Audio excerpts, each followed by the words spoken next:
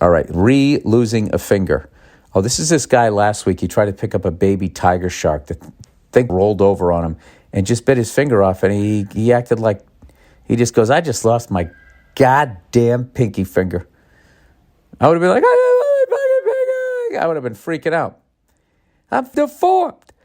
Hey, Billy Bath Salts. On Monday morning's podcast, you mentioned that losing a pinky finger is probably for the best. I was saying out of all the fingers you could lose, then you can't throw a change up. I did say that. My procrastination need for useless information was piqued. Turns out the pinky finger does a disproportionate amount of gripping, while all the other other fingers are its helpers.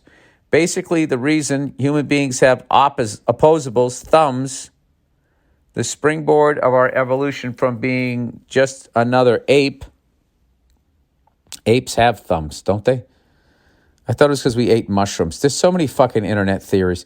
Is that the thing is doing the opposite?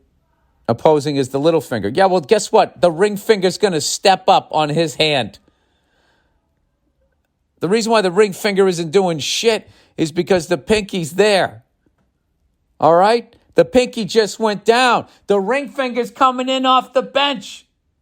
It doesn't have a choice. It's got to get it done. I say the guy's ring finger will become stronger than yours and mine put together. Anyway, so if you have your little finger amputated, you're going to lose a significant amount of grip strength when holding everyday small objects. Initially you will. Given the choice, it's like your other senses heighten. Same thing with the ring finger. The ring finger steps up, puts down the clipboard, and now you can do a pull-up. Given the choice, you want to give up the index finger on the hand you don't use for writing, as the other two of the middle digits will take over its job. Who knew? Thanks for the podcast and the comedy. It keeps us grounded in these mercurial times. All right. Just out of curiosity, like, did you just Google one thing? Like, the fact that you had no idea and now you're, like, talking to me like you're an authority. And I'm defensive because I was saying, I don't think the pinky's that big a deal.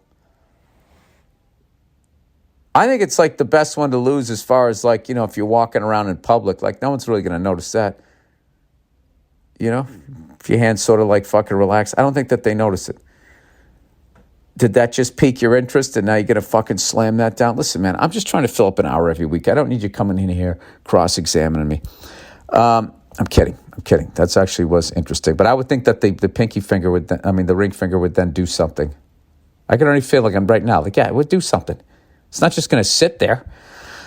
If you're ever inclined to do a show, like you ever see like people with no arms working as bank tellers, how flexible their fucking legs are? Do you think that they would be there and then doing all this shit with their feet? I can't fucking do that. Their feet are acting like hands. Why? Because they have no arms.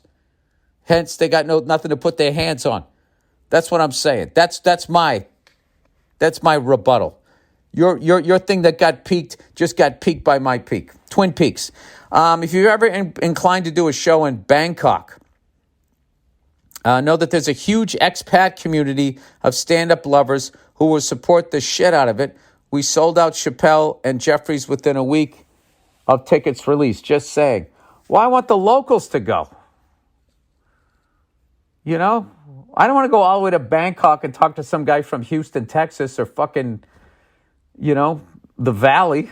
I can do that out here. Wait a second. Now my interest has been piqued. My interest has been piqued. What, because I made a statement? You had to fucking prove me wrong in front of all my listeners? Huh? Take me down a peg? Is that what you wanted to do? Well, I hope you feel better because you did. Bangkok, capital of Thailand. Expats. How many? What do we got? Bangkok ranks 20th on a list of expat-friendly cities. They get in trouble and then they just fucking screw and they go over there? Or is that Bali? I don't know. We'll find out. All right. Well, thank you for the information. So, I was trying to look for a fucking bright side of seeing some guy getting his pinky bit off. Now he can't hold his rod or reel. Cakes. Oh, my idea for cakes, because they have Hooters. You make a restaurant called Cakes. They serve the same shitty chicken wings, except the girls have nice asses, as opposed to big titties. Just filling a void. And then when that works, you make feeties. Dear Billy Brainstorm, I think Cakes is a good idea for a counterplay to Hooters. I just like to add that size of either tits or ass is overrated. It's all about shape. I've heard an evolutionary biologist speak on this as well when asked about the attraction to large tits or ass. What? Where the fuck were you that you were watching an evolutionary biologist speak and somebody was just like, that's very interesting how we went from being apes to now driving Teslas that are going to drive it for us. As fascinating as the evolution of man is, can we talk tits and ass, please? And the person was just, well, absolutely. Anyway, he didn't use the terms tits and ass, right? He was much more eloquent and respectful. I dated 2 girls with large tits. One was a long time ago. When she laid down, they almost disappeared. One of them is my current wife, and she's 39, and they're still perky and whatnot. She works out and has a great ass. A great ass, too. I dated a girl who bragged about her ass, but it was just big, and there was nothing special about it. The size wars are a young man's dead-end game. Shape is what matters. I don't need a giant ass if it looks like a bag of old yogurt. Hey, man, I was just trying to fucking open a restaurant, and you're sitting there, like the chicks I'm going to have working there won't have, I don't know what a fucking nice ass looks like. I need to talk to an evolutionary biologist. What the fuck is in the water this week? You guys are all coming at me.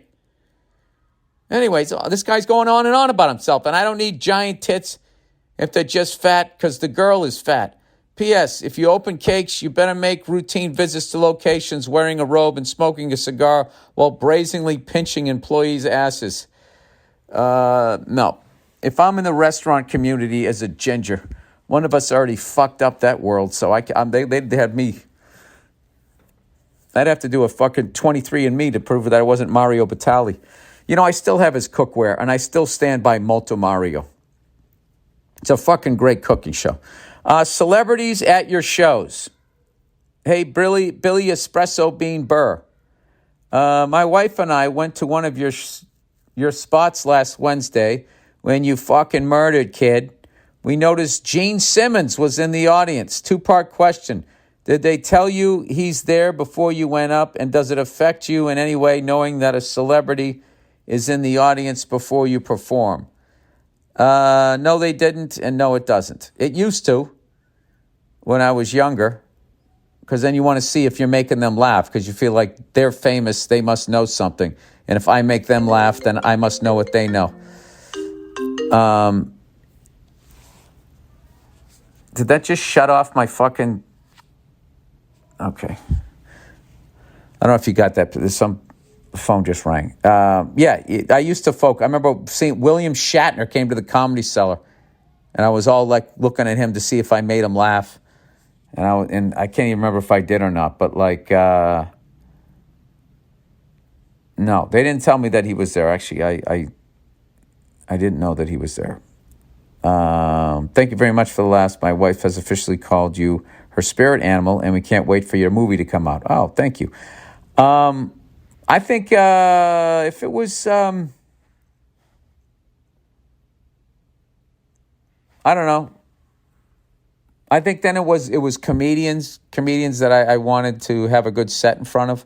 I remember a long time ago when I was doing the Rich Bitch Tour with Donnell, Ashley, Larry Rawlings, and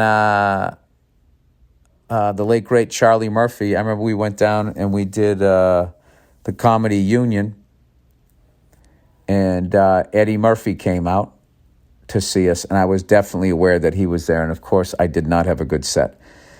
That was way back in 2004, and I was not happy with myself. I didn't even go up and say hello to him because I was like, I'm not saying hello after that fucking set.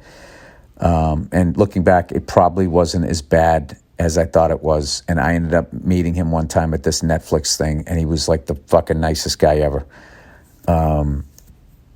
Really cool guy. So I should have said hello. So I don't know. Anyway,